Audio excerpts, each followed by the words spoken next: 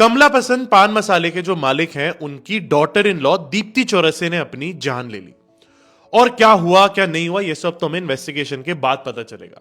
लेकिन दीप्ति चौरसिया के भाई का मैंने एक इंटरव्यू देखा जिसमें उन्होंने आके बताया कि दीप्ति ने बहुत बार डोमेस्टिक वायलेंस की कंप्लेंट करी, उनके साथ बहुत बार मारपीट हुई और इसी वजह से वो बहुत बार घर छोड़ के भी आई, लेकिन हर बार उन्हें समझा बुझा के वापस भेज दिया गया।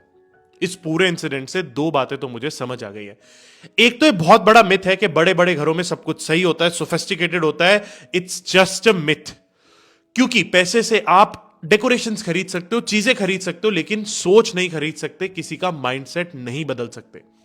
इनफैक्ट मुझे तो ऐसा लगता है कि इन बड़े बड़े घरों में तो ऐसी खबरों को और जल्दी दबा दिया जाता है कि कहीं सोसाइटी में हमारी बदनामी ना हो जाए।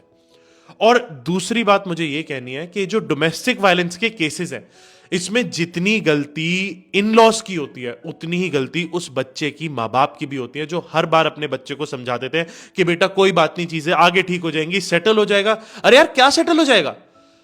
अगर एक कपल के बीच में कोई मिसअंडरस्टैंडिंग हो गई, कोई कहासुनी हो गई, तब तो आप सेटल कर सकते हो।